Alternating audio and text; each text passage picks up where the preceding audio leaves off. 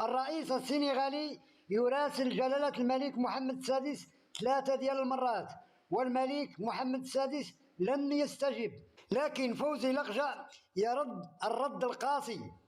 عندما تتحدث الدولة المغربية فإنها تتحدث بلغة المؤسسات وبلغة التاريخ الذي يمتد إلى 12 قرنا من الحضارة الإسلامية والأمازيغية الضاربة في عمق التاريخ.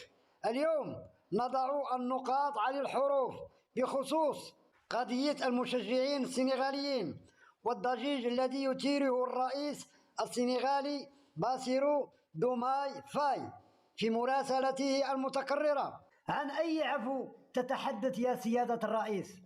وعن أي شغب ملاعب تحاول إقناعنا به؟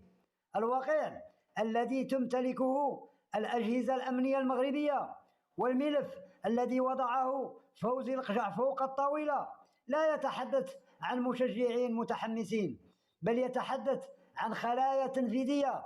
لدينا دبدبات صوتية ومكالمات مرصودة وتفريغ لبيانات رقمية تربط بين هؤلاء المعتقلين وبين نظام العسكر وجهات خارجية معروفة بعدائها للمملكة. الكاميرات لم تلتقط هتافات رياضية، بل التقطت تحركات مشبوهة تهدف لضرب العرس الكروي المغربي وتشويه سمعة المغرب قبل مونديال 2030. تراسل العاهل المغربي 3 ديال المرات وتنتظر جوابا. يجب أن تدرك أولا الفارق بين دولة المؤسسات العريقة التي تقود القارة منذ قرون وبين أنظمة تأتي وليدة الصدفة أو الانقلابات والعصابات السياسية. الملك محمد السادس سليل الدولة العلوية الشريفة لا يستجيب للغة الضغط أو الاستعطاف عندما يتعلق الأمر بأمن الوطن.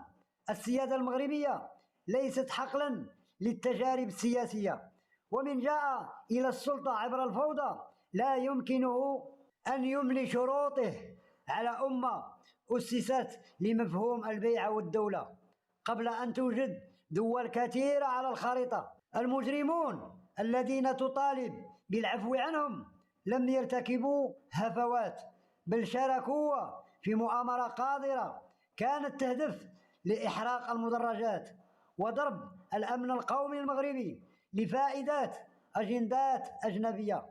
القانون المغربي سيد والقضاء المغربي مستقل، والجرائم التي تمس بأمن الدولة وتستهدف سمعة البلاد في المحافل الدولية مثل كأس العالم لا تستحق الغفران.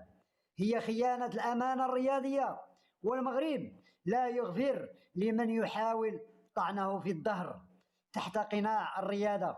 رسالتنا واضحة: المغرب يفتح أبوابه للأشقاء لكنه يغلقها في وجه المتآمرين.